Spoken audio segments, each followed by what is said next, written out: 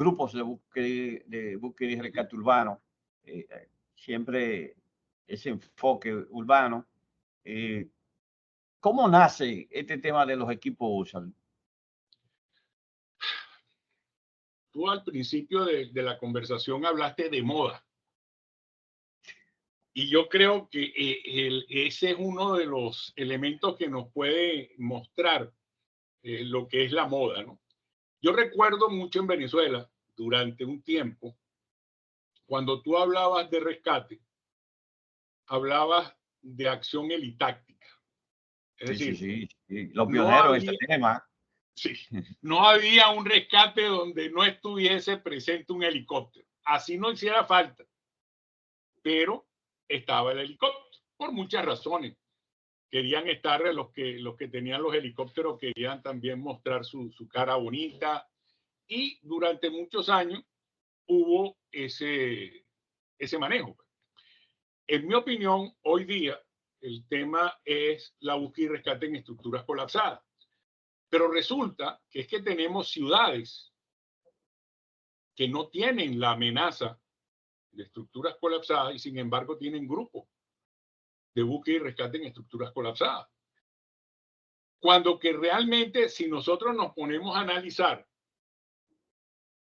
ciudades que tienen cuerpos de bomberos de no más de 800 hombres, ¿verdad?, dividido en 3 guardias, en 3 secciones, y a la hora de un evento de este tipo, tiene que agarrar 60 hombres de esta o 30 hombres de esa dotación ya escueta para dedicarlos a un edificio que ni siquiera sabe si tiene gente atrapada. Pero asumiendo que tiene gente atrapada, te quedan 30 hombres para atender incendios, para atender, ¿cómo se llama? Para atender población, para atender las otras emergencias que se pueden presentar en la ciudad.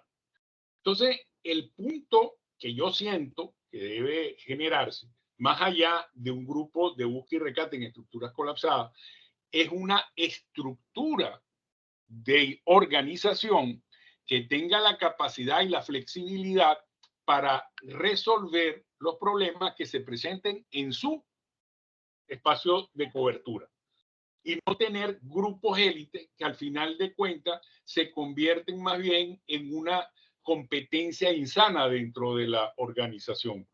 Porque al final, no, yo soy user, yo no me meto en esto, tú no te metas aquí, yo soy de este lado. Y lo que debe ser en un momento dado un organismo que debe integrar se convierte en un organismo que sectoriza, que los grupos estos no atienden tal cosa, sino que atienden esta otra. Y a la ciudad eso no le interesa y a la gente tampoco le interesa. A mí me puede, como ciudadano, lo que me interesa es que un familiar mío no quede atrapado. A mí me interesa 2 pepinos que me traigas al mejor rescatista del mundo que mi familiar se quedó atrapado. Lo que me interesa es que no se quede atrapado. Por lo tanto, yo siento que en el tema USAR ha habido también una especie de marketing en el cual no se ha medido lo que eso significa en costo, lo que eso significa en organización, lo que eso significa como recurso a operación.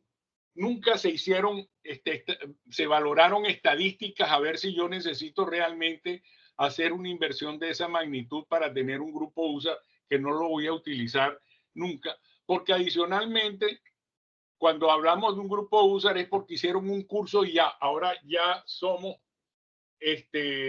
una cosa especial, pero no estamos previendo lo que significa tener un grupo USA para el país. Hemos confundido los cursos con ese proceso. Así es. O sea, entonces hemos caído en un error garrafal que no ha permitido que haya coherencia en lo que decimos y en lo que hacemos. Así, yo creo, inclusive, he conversado con algunos colegas de este tema y yo creo que y caigo en el terremoto de Haití, podemos hablar del terremoto de Ecuador, podemos hablar de Turquía, el terremoto de Chile también. O sea, ya yo creo que inclusive el esquema de los llamados grupos clasificados, de los llamados grupos organizados o acreditados, como yo lo tenga en República Dominicana, no necesariamente puede ser igualito el de Miami, no igualito no puede ser el de Estados Unidos, el de Chile. Tenemos diferentes esquemas, diferentes ciudades y diferentes esquemas de trabajo. Diferentes necesidades también. Y diferentes necesidades. Entonces, yo decía, por ejemplo, cuando vi el terremoto de Turquía, que iban mirando cómo, o sea, Europa tiene capacidades, o sea, ahí no hay discusión, tiene capacidades, pero cuando tú hablas de movilización de otra región, ya tú estás hablando de 24, 36 horas más para tú llegar al primer punto de entrada a un país donde también te lleva 10, 12 horas llegar al sitio de trabajo cuando tuvieran las condiciones. Si tú haces esa sumatoria, pasaste de 36, 50 horas que inicialmente ya pasaste. Y entonces cae con un jet lag de un día atrás. Entonces, ¿cuántos hombres movimos? ¿Cuál fue esa movilización? Mover el equipo pesado de Estados Unidos cuesta dinero. Y ok, entonces, ¿qué nos queda a nosotros los otros países? Entonces, pero fíjate otra cosa ahí, Edwin, que todo lo que tú me estás moviendo, ¿verdad? Lo estás sacando de tus estaciones, estás exportando gran parte del equipo que tú normalmente, tú estás haciendo más vulnerable a tu ciudad, claro, porque le estás sacando hombres y equipo que fueron comprados, fueron adquiridos para cubrir una necesidad en una ciudad. Los estás sacando y te lo estás llevando. ¿Qué yo he dicho y qué estamos impulsando? O sea, obviamente tenemos que tener nuestras capacidades nacionales, pero yo estoy trabajando también en estos pequeños equipos de trabajo de líderes de temas específicos que lo puedo movilizar en horas a cualquier punto de mi área y me van a liderar a la comunidad, me van a liderar al policía, en ese proceso, porque inicialmente la respuesta nuestra que tiene que estar organizada va a comenzar así, va a comenzar en el primer nivel. Entonces, el tema USA, yo creo que, sí, bien, claro, también hay que quitarle el cliché de terremoto. Colapso no lo da terremoto nada más. Colapso no lo dan los huracanes, las inundaciones, una explosión. Entonces, ahí se la voy a comprar mi necesidad de tener grupo especializado en este tema. Sin duda. Que muchas veces la inversión es con fecha de vencimiento, porque todos los equipos tienen fecha de vencimiento. Pero pero fíjate tú una cosa, Edwin. Es decir, ¿valdrá la pena dedicar toda esa inversión a un grupo determinado que se te va, que tienen antigüedad, que finalmente, o tú deberías generar una capacidad institucional que te forme a la gente de manera igual y donde no importa cuál es la situación, tú vas a poder seleccionar de ese conjunto y si se te da uno, el otro lo reemplaza porque la organización lo maneja. El agarrar un grupo es una inversión que no es segura, es una inversión que no tiene sentido. Yo creo que ahí, y es uno de los temas que tenemos ahí adelante, yo creo que ahí va el futuro de la intervención de respuesta, que y la voy a conectar con el primer tema de desastre, el primer tema de preparación, donde no hemos intervenido el riego de forma directa. Así es.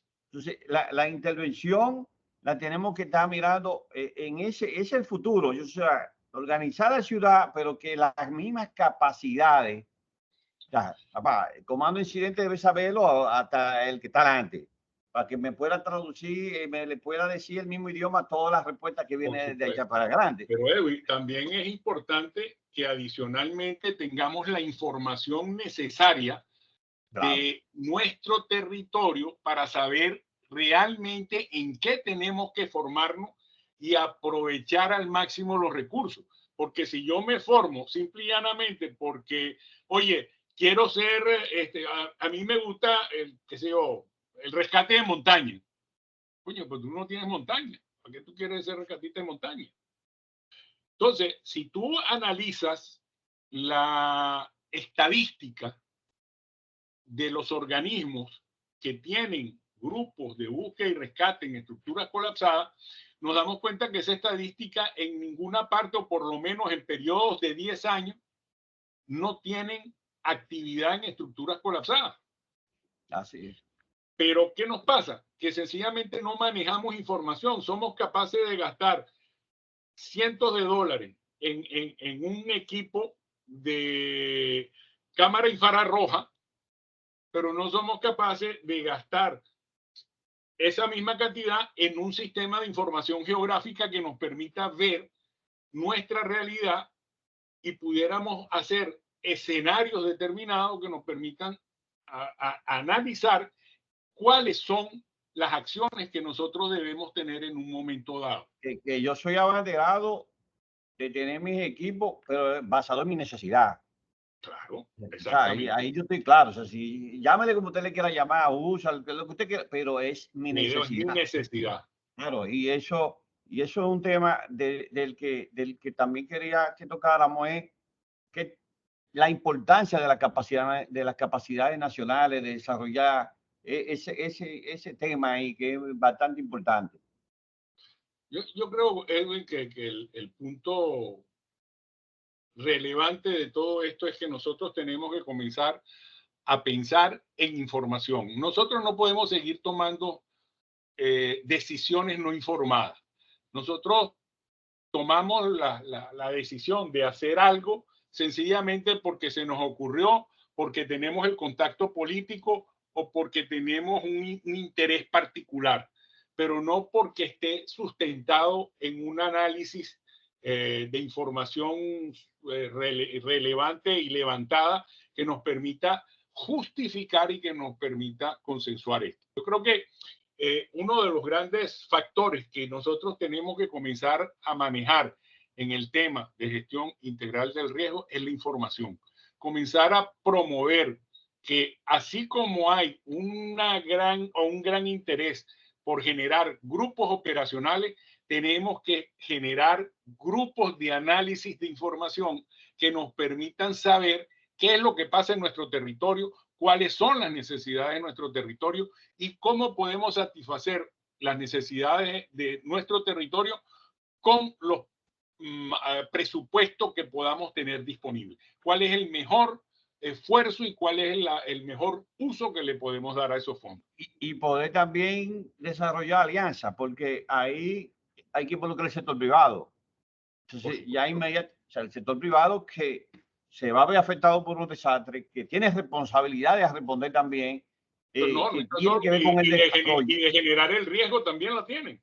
Claro, claro que sí. Entonces, aquí el punto es que por alguna razón nosotros hemos caído en el error de asumir toda la responsabilidad de que no, esto es nuestro y aquí nadie entra, cuando Sí. que la realidad es otra. No, esto es de todo. Esto aquí todos tienen que ver, todos tienen que pagar y todos tienen que atender, porque cada uno está generando un problema práctico al territorio. Lo genera la empresa privada, lo genera el Estado. Yo estaba viendo en estos días alguien me decía dentro que hoy en día la inversión de los estados en Latinoamérica se ha subido del 1 y pico por ciento, la inversión en reducción del riesgo se ha subido del 1% al 2 punto algo. ¿Sí? Eso es importante cuando hablamos de esos presupuestos enormes. Pero resulta que basado en eso, ese 2% que hemos incrementado, el 98% restante lo estamos haciendo para crear riesgo, porque no le estamos parando pelotas al tema. Entonces, nos lavamos la cara diciendo, hemos invertido 2% en reducir riesgo. Sí, pero estás sin control 98% de la inversión que está creando riesgos sin que tú te des cuenta. Entonces, ¿qué estamos ganando en todo esto? Problema. Claro, entonces el punto no es, y volvemos al tema, que protección civil, bomberos, Cruz Roja, como lo llamemos, no importa, esté bien preparado, porque nunca vamos a alcanzar si seguimos construyendo riesgos. Entonces, y las proyecciones están ahí, o sea, la proyección del crecimiento urbano y del crecimiento, o sea, estamos hablando de miles de millones de personas en centros urbanos.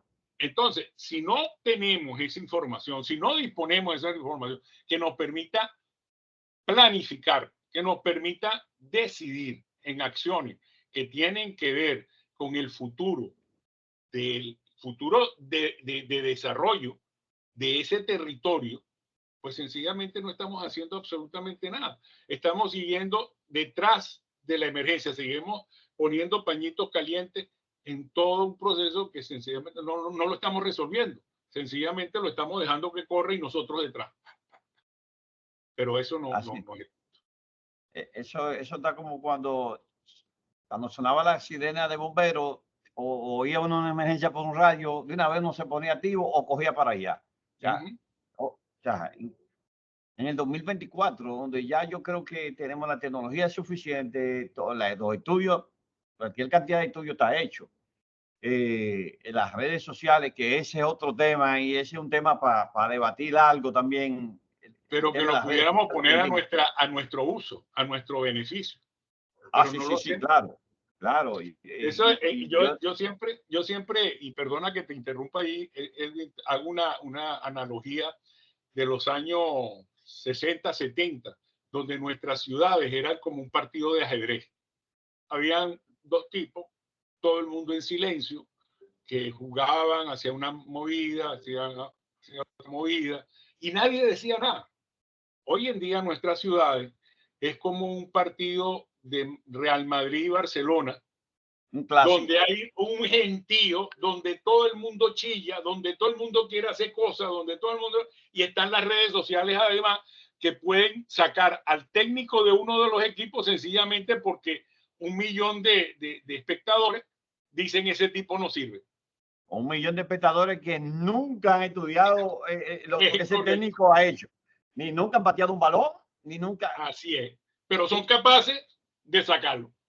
Que nada más hay que quitar el juego y ponerlo en este tema. Eso está igualito. Igualito. Nosotros le llamamos gallo loco con iniciativa, pero sucede. Pero sucede. Eso así. Finalmente, el futuro de la preparación y respuesta, ¿hacia dónde usted lo ve? ¿Usted cree que... Yo el futuro lo veo hacia lo que hemos conversado.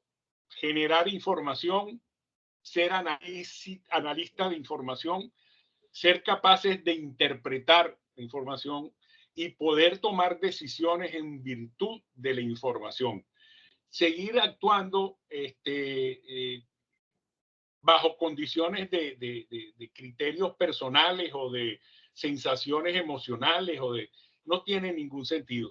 Vamos a seguir gastando dinero, no invirtiendo, sino gastando dinero y sin lograr resolver de salvar vidas o de reducir el impacto de los eventos generadores de daño o de sencillamente ser mucho más eficiente en las inversiones que se hacen dentro de nuestro territorio. Ese es el punto que... Totalmente de acuerdo y escuchando esa parte que usted dice del futuro, yo creo que hay otros actores que quizá no es que la hayan visto, pero quizá no voy a decir que lo hayan analizado así, ni lo hayan visto de esa manera, pero si vemos cómo hemos venido en la región entera y en el mundo, el uso de las Fuerzas Armadas en ese tema de preparación y respuesta, yo creo que eso que usted acaba de decir está respondiendo a muchas preguntas del uso de este tipo de institución en este tema. Acabas de dar en un clavo que hace rato yo estoy manejando con gente que he conversado. No hacen huelga, son disciplinados, sencillamente porque tienen capacidad de prepararse durante años, no cambian cada 3 años, cada 4 años, cada 5 años.